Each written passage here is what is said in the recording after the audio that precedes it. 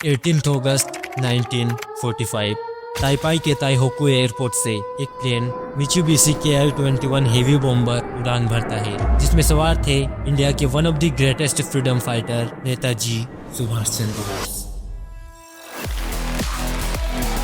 हमने जो आज़ादी की लड़ाई छेड़ रखी है उसे तब तक जारी रखना होगा जब तक हमें मुकम्मल आज़ादी हासिल न हो। तुम मुझे खून दो, मैं तुम्हें आज़ादी दूंगा।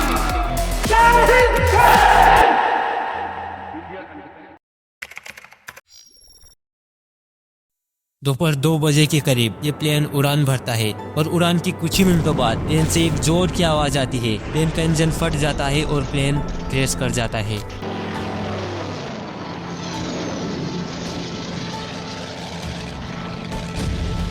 नेताजी की मौत उस प्लेन क्रैश में हो जाती है,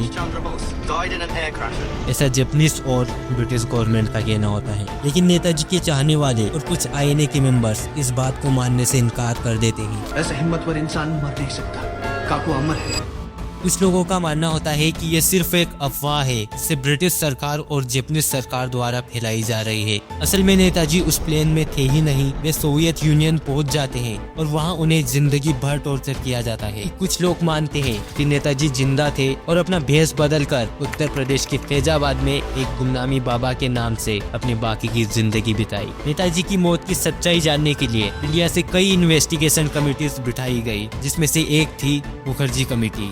इन्वेस्टिगेशन के बाद मुखर्जी कमेटी इस कंक्लूजन पर पहुंचती है कि जो अस्थियां बोस की बताई जा रही है वो असल में किसी दूसरे जापानी सैनिक की है। ये रिपोर्ट 2006 में जब पार्लियामेंट में सबमिट की गई तो गवर्नमेंट ने इसे रिजेक्ट कर दिया। उधर नेताजी की लीडरशिप और कांग्रेस के कुछ नेताओं की सोच काफी अलग थी, इसलिए कुछ लोग मानते हैं कि नेताजी की मौत एक कंस्पिरेसी थी, जिसमें ब्रिटिश गवर्नमेंट और कांग्रेस के कुछ नेता शामिल थे। लोगों का शक इस पर इसलिए भी बढ़ जाता है क्योंकि नेताजी की मौत को लेकर गवर्नमेंट के पास कोई ठोस सबूत या प्रूफ नहीं था, न ही कोई डेड बॉडी लोगों के सामने लाई गई जिससे ये विश्वास हो सके कि नेताजी की मौत उस प्लेन क्रैश में ही हुई थी। क्या है असली सच? क्या सच में नेताजी एक प्लेन क्रैश में शहीद हो गए थे या फिर कोई गहरी साजिश थी? नेताजी की मौत से किसको कितना फायदा होता, और अगर नेताजी जिंदा थे तो फिर क्यों वो अपनी सच्चाई छिपा रहे थे? चलिए जानते हैं आज इस अनसोल्ड मिस्ट्री को। 1940s के दौरान Netaji Subhash Chandra Bose British colonial rule के खिलाफ एक एग्रेसिव और रेवोल्यूशनरी अप्रोच अपना रहे थे। 1939 में उन्होंने इंडियन नेशनल कांग्रेस यानी INC के प्रेसिडेंट का इलेक्शन जीता, लेकिन उनकी आइडियोलॉजी महात्मा गांधी और कांग्रेस के कुछ नेताओं से अलग थी। उनका मानना था कि भारत की आजादी शांति और अहिंसा से नहीं बल्कि एग्रेसिव एक्शन और सेना की सशस्त्र शक्ति से दिलाई जा सकती है। इसलिए उन्होंने अपना एक अलग रास्ता अपनाया। चाहे जो भी हो जाए, मैं कभी उस साम्राज्य का समर्थन नहीं करूंगा जिसने 200 साल तक हम पर बेरहमी से राज किया।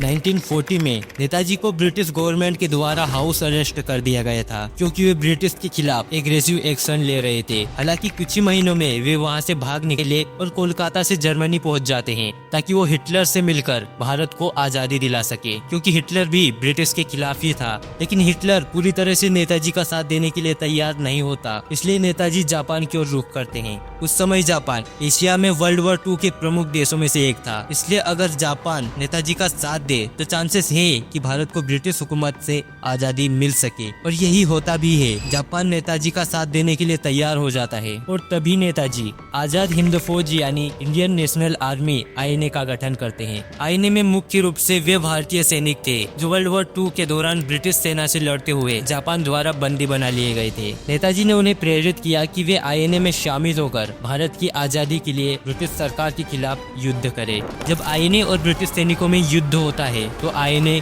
ब्रिटिश सेना को कड़ी शिकस्त देती है, लेकिन अंततः INA को पीछे हटना पड़ता है क्योंकि जापान वर्ल्ड वॉर 2 में हार रहा होता है, जिससे INA को एक्सिस पावर का समर्थन मिलना कम हो जाता है। हथियारों और खाने की भारी कमी पड़ जाती है। जवानों ने 3 दिन से कुछ खाया नहीं है, जापानी सप्लाई का कोई ठिकाना नहीं।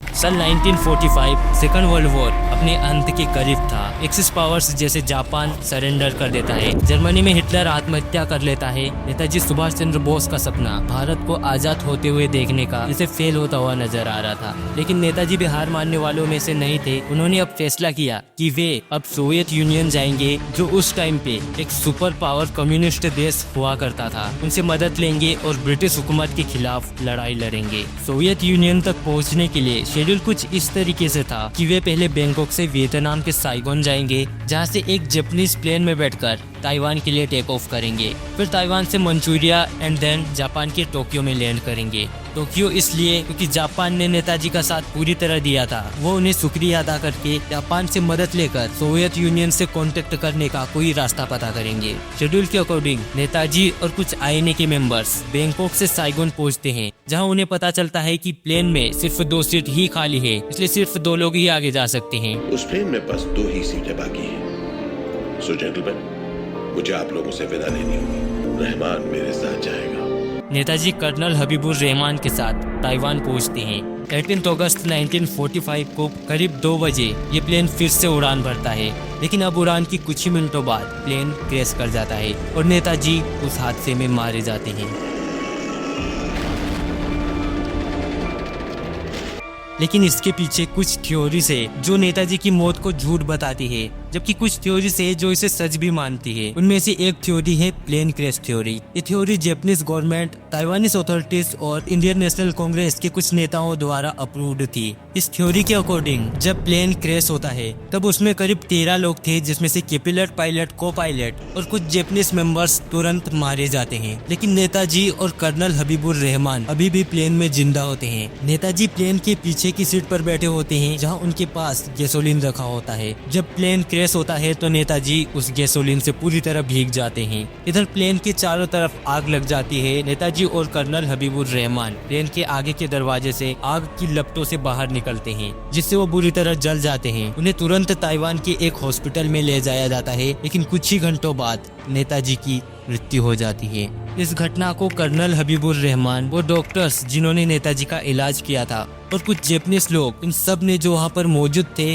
इस घटना को सच बताया। लेकिन कुछ लोग इस घटना को नहीं मानते, वो इसे सिर्फ एक अफवाह बताते हैं। इसमें दूसरी थ्योरी है सोवियत यूनियन थ्योरी। इस थ्योरी के अकॉर्डिंग प्लेन क्रैश का नाटक करके नेताजी सीक्रेटली सोवियत यूनियन पहुंच जाते हैं और वहाँ उन्होंने सोवियत लीडर जोसेफ स्टालिन के साथ मिलकर भारत की आजादी के लिए समझौता किया, लेकिन ब्रिटिश अथॉरिटीज के प्रेशर की वजह से सोवियत यूनियन ने नेताजी को मार दिया। तीसरी थ्योरी ये कहती है कि नेताजी जिंदा होते हैं और उत्तर प्रदेश के फैजाबाद में एक गुमनामी बाबा के नाम से अपनी बाकी की जिंदगी बिताते हैं। इन बाबा पे शक इसलिए किया जाता है क्योंकि इनके बोलने, रहने और उनका चेहरा नेताजी से मिलता था। उनकी हैंड राइटिंग और नेताजी की हैंड राइटिंग में भी काफी सिमिलरिटीज देखने को मिलती थी, लेकिन जब इनका डीएनए टेस्ट किया गया तो ये साफ हो गया कि ये बाबा कोई और है, नेताजी सुभाष चंद्र बोस नहीं। ऐसी ही न जाने कितनी थ्योरीज है जो नेताजी की मौत को लेकर अपनी अलग अलग राय देती है, लेकिन किसी के पास भी कोई ठोस सबूत या प्रूफ नहीं होता। जब नेताजी के प्लेन क्रैश की घटना भारत में पहुंचती है तो इस घटना को लेकर कई सवाल उठाए जाते हैं, जिसका जवाब ढूंढने के लिए भारत सरकार और अन्य एजेंसीज ने कई इन्वेस्टिगेशन कमेटीज का गठन किया। पहली कमेटी थी शाहनवाज कमेटी, जिसे नेहरू सरकार ने 1956 में बिठाया था। इसमें शाहनवाज खान, जो नेताजी के करीबी आईएनए मेंबर्स में से एक थे, वो इस कमेटी के चेयरमैन थे। सुरेश चंद्र बोस, नेताजी के भाई, और एसएन मेत्रा इस कमेटी में शामिल होते हैं। इन्वेस्टिगेशन के बाद शाहनवाज कमेटी इस कंक्लूजन पर पहुंचती है कि नेताजी की मौत उस प्लेन क्रैश में ही हुई थी, लेकिन नेताजी के भाई सुरेश चंद्र बोस इस रिपोर्ट से सहमत नहीं होते, उन्होंने इसे खारिज कर दिया। दूसरी इन्वेस्टिगेशन खोसला कमीशन द्वारा 1970 में शुरू की गई थी। इस कमीशन ने भी इन्वेस्टिगेशन के बाद शाहनवाज कमेटी की रिपोर्ट को एक्सेप्ट किया और कहा कि नेताजी की मौत उस प्लेन क्रैश में ही हुई थी। लेकिन जब तीसरी इन्वेस्टिगेशन 1999 से 2005 में मुखर्जी कमीशन द्वारा की गई तो यहाँ कुछ अलग ही कहानी निकल कर आती है। मुखर्जी कमीशन ताइवान, जापान और अन्य देशों के रिकॉर्ड्स की जांच करती है और ये कहती है कि ताइवान में प्लेन क्रैश की घटना का रिकॉर्ड किसी के पास भी नहीं है। असल में ऐसा कुछ हुआ ही नहीं था। सरकार मुखर्जी कमीशन की इस रिपोर्ट को खारिज कर देती है, उनके इस कंक्लूजन को भी रिजेक्ट कर देती है। आखिर क्यों गवर्नमेंट ने इस रिपोर्ट को रिजेक्ट किया? क्या सच में कुछ ऐसा था जिसे गवर्नमेंट पब्लिक के सामने नहीं लाना चाहती थी। आखिर नेताजी की मौत से किसको कितना फायदा होता, और अगर नेताजी जिंदा थे और जानबूझकर अपनी सच्चाई छिपा रहे थे तो ऐसा क्यों कर रहे थे?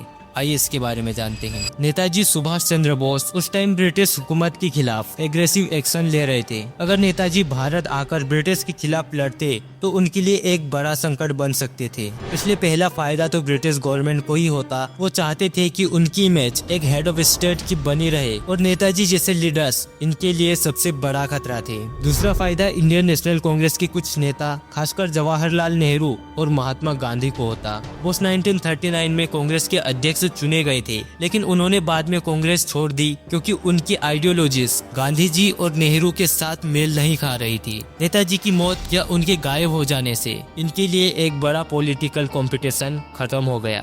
तीसरा, ग्लोबल पॉलिटिकल पावर्स के अलग अलग इंटरेस्ट और आइडियोलॉजीज बोस के गायब हो जाने से डायरेक्टली या अनडायरेक्टली जुड़ते हैं। एलाइड पावर्स को उनकी मौत से स्ट्रेटेजिक और पॉलिटिकल फायदा मिला, जबकि एक्सिस पावर्स के लिए उनका एब्सेंस एक सेटबैक था।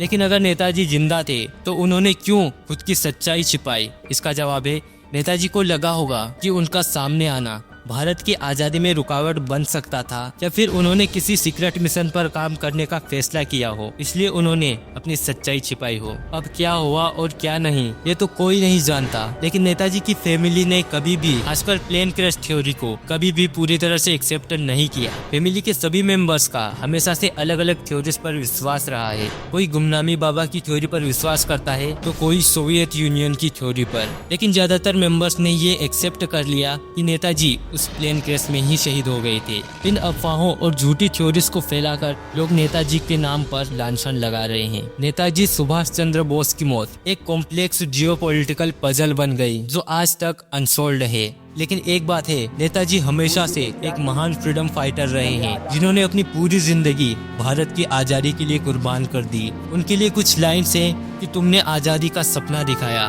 तुमने देश के लिए सब कुछ लुटाया। नेताजी, तुमने भारत को आजाद करवाया, लेकिन इस कर्ज को भारत कभी नहीं चुका पाया। जहाँ देशभक्ति की बात होती है, नेताजी तुम्हारा नाम वहाँ शान से लिया जाता है। तुम्हारे साहस और जुनून की कहानी से आज पूरी पीढ़ी को प्रेरित किया जाता है। तुमने कहा था, तुम मुझे खून दो, मैं तुम्हें आजादी दूंगा। नेताजी, तुमने इसे सच कर दिखाया और एक नायक बनकर भारत को आजाद करवाया। नेताजी, गर्व है हमें खुद पर जो हम भारत में जन्मे हैं, और गर्व है हमें इस भारत पर जिसकी आजादी के लिए आप जैसे नेता शहीद हुए। We always proud of you, Netaji Subhash Chandra Bose.